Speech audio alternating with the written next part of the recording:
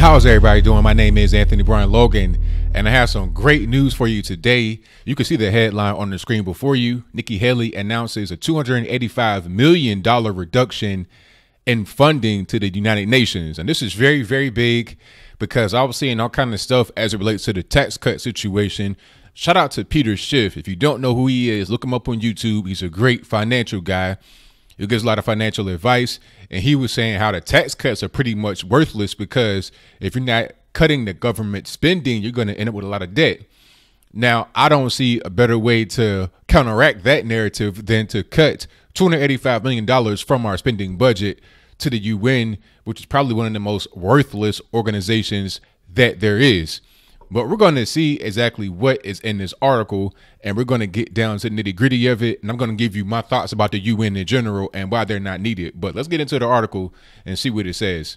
Nikki Haley, United States Ambassador to the United Nations, UN, announced Sunday night that the federal government has reduced its contribution to the UN's annual budget by $285 million. The Christmas Eve statement reads in full: "Today, the United Nations agree on a budget for the 2018-2019 fiscal year. Among a host of other successes, the United States negotiated a reduction of over $285 million off the 2016-2017 final budget. In addition to the significant cost savings, we reduced the UN's bloated management." That's very important right there. I'm going to stop for a moment. The bloated management, the red tape, a lot of the bloated management they refer to is just people that are in positions, bureaucratic positions, just getting money to do not much of anything. So this is a way for us to streamline what's going on and to cut any unnecessary fat. I think the whole UN could be scrapped altogether, but this here, the negotiation to get the costs way down, I'm definitely with. But let's get back to the statement. The bloated management and support functions bolster support for key U.S. priorities throughout the world and instill more discipline and accountability throughout the UN system. Yes, that's very important because there's lack of accountability in the UN. They can do things and pretty much get away scot-free, illegal things. There's been a lot of stuff going on about the UN peacekeepers engaging in child sex trafficking. That happens a lot. Pretty much everywhere they go, they bring the sex trade with them. Also, it was a case in Haiti. It was very sad. There were some UN peacekeepers that came from Nepal after the earthquake, and they had a building right on the river, and in the building, they had a septic tank. Now, the septic tank broke and got into the river, okay? And these guys from Nepal were carrying cholera in their stool, which got into the river. And unfortunately, Haitians, a lot of them were using the river to bathe in, to drink from. So, of course, a lot of them caught cholera and died as a result. I think it was like 10,000 Haitians who died as a result of the cholera outbreak, and many more were sick and or injured. And the UN says, you know what? We pretty much claim diplomatic immunity and we give you no compensation. That's not us. It's not our fault. So I think cases like that should definitely deserve a situation where there's some accountability, there's some kind of compensation, there's something. You can't just be responsible for 10,000 deaths and just get away scot-free. But I digress. The inefficiency and overspending of the United Nations are well known. We will no longer let the generosity of the American people be taken advantage of or remain unchecked. The historic reduction in spending, in addition to many other moves toward a more efficient and accountable UN, is a big step in the right direction. While we are pleased with the results of this year's budget negotiations, you can be sure we'll continue to look at ways to increase the UN's efficiency while protecting our interests, said Ambassador Haley. I'm with that 100%. You know, I think the bigger thing, like I said earlier, is just going to get rid of the UN altogether. Just abolish the UN. Just say enough's enough. Also the EU, which is a whole different ball of wax. And I ain't gonna talk about that right now, but definitely just going to get rid of the EU.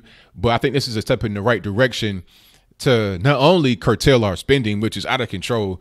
I've been talking about spending for a long time. You're talking about federal government dollars going to DC and getting dispersed in the surrounding county, which makes it pretty much the richest area in the United States, or at least one of the top 3 richest areas because of all that federal government money. And then ask yourself, where does the money go? What makes DC so special? Why does the money just go right there? Why can't it go to other parts of the nation? A lot of the money is just spent on consultants, on made up titles, on people that don't really do much of anything other than shuffle papers and waste money. The same thing goes on at the UN, but at a much deeper and more hurtful scale, because the UN, they get dispersed all over the world, and with them, they bring a lot of damage. And they're spending a bunch of money to do what, really? Haley's statement comes after the UN voted to condemn the United States for President Donald Trump's decision to recognize Jerusalem as the capital of Israel. You know, the whole thing about the capital of Israel, Jerusalem, I'm not really somebody that cares a lot about that, but Trump isn't the first guy to proclaim he was going to do that, but he's the first person to come out and actually do it.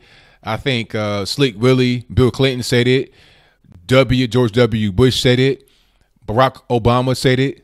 They all said it, but nobody really followed through with it. So I think he's the first one to say, you know what, I'm going to do this and follow through, and that's it.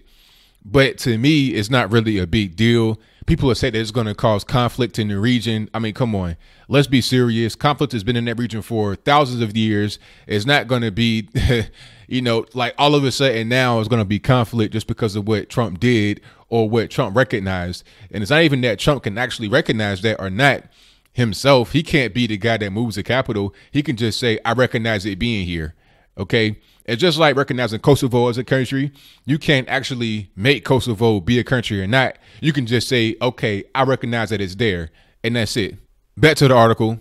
The resolution, backed by nations with long records of extreme human rights abuses, passed 128-9 last Thursday. Haley immediately responded by threatening to reduce America's UN funding. The United States will remember this day in which it was singled out for attack in the General Assembly for the very act of exercising our right as a sovereign nation, Haley told the Assembly in New York City. We will remember when we were called upon once again to make the world's largest contributions to the United Nations, and we will remember it when so many countries come calling on us, as they so often do, to pay even more and to use our influence for their benefit. A lot of nations were against recognizing Jerusalem as the capital of Israel, and that's fine. They got the right to recognize who they want to recognize, but at the same time, you know, it's unfair. Like, okay, if you're in the UN and you want to look at US as the bad guy, then why are we paying all this money? Why are we the chief contributor? Why are we the ones that get leaned on to do whatever they want us to do? Now, whether you think Israel should exist, whether you think Jerusalem should be the capital or not, is irrelevant. The point is that if you are a nation and you have your own way you want to handle business, that should be what it is. That should be respected. It shouldn't be trampled upon by other nations, especially when they are not as big of contributors as we are. We should be allowed to do what we're going to do. And if not, then you can't tell us what we should be doing. Let's have the ability as a sovereign nation to remain sovereign rather than be controlled by any kind of outside political interest, any other rogue nation, or whatever you want to call it. So that's pretty much all I got for that. I think this is good. Regardless of the political stuff about Jerusalem, Palestine, and the whole kerfuffle between them, regardless of that, aside from that, just the reduction in government spending is the big part. Like I said to begin the video, Peter Schiff was saying, hey, what's going on with the tax reform when you don't have any reduction in government spending? Shouldn't that be the primary focus? Because that's where a lot of the debt is coming from. You got a big deficit in government spending, but now we reduce that. I think this should be the start of other key things that we're spending a bunch of money on to reduce them. Rand Paul did an audit of the federal government, if I'm not mistaken. If I can find that tweet or whatever it was, I'll put that in the description box below. He was talking about how many millions, if not billions of dollars we're wasting in the country. I think it was like $500 million that we were just totally wasting on stuff that's not necessary to waste. If we can get all of that money that he's talking about, plus stuff like the UN and any other programs that really don't need to be there, any other pay people that don't need to be in Washington, D.C., people who just take up space for no reason. If we can add all that up, we probably get close to, 2, 3, 4, 5, 10 billion. Who knows? And all that money saved can really be gone back into the country to help with the debt, first of all. But then beyond that, help with any kind of development infrastructure. You're talking about Flint, Michigan with the water situation that can go towards that, rather than sending the money to Washington, D.C. to get spent however it wants to get spent. And as I close, I just want to say this about tax cuts in general. People are saying, Oh, well, what about your roads? What about your schools? What about this? What about that? Well, how about this? What's going to be the better situation? Having private businesses that have something to lose work on infrastructure to help the American people, or the federal government who has nothing to lose? They're going to get paid regardless of what happens. Okay. You're going to entrust them to fix your water, to fix your roads, to fix all the infrastructure we have in America today that allows you to have clean water, electricity, et cetera, or private company. I don't know. That was just an aside. But at the end of the day, I'm definitely happy that we're reducing government spending by reducing how much money we give to the UN. So what do you think? Do you think this is a good move to reduce UN spending? If not, then please explain to me why. What would the $285 million go to exactly? Can you really tell me what the money would go towards? But the UN peacekeeping, like what happened in Haiti, where you had 10,000 people that died of cholera as a result of the UN and their septic tank breaking. And then when it was discovered what the source was, it said, oh no, diplomatic community, I'm not responsible. You take care of it. I'm not even giving you money to help take care of your people that are dying.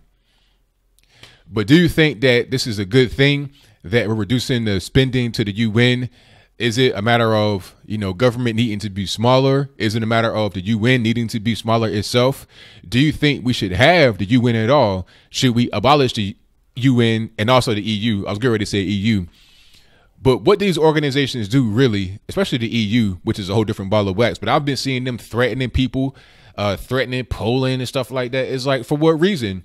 Why? Why do we need these organizations in our world? What do they really do in modern times? Maybe in times past, as I close, they may have been needed, but what about right now in 2017? What does the UN actually do that's positive, that's going to help us going forward? Same thing with the EU. Whatever your comments are, please let me know in the comments below. And that's all I got to say for this video. If you like what you heard, please comment, rate, share, and subscribe. Peace.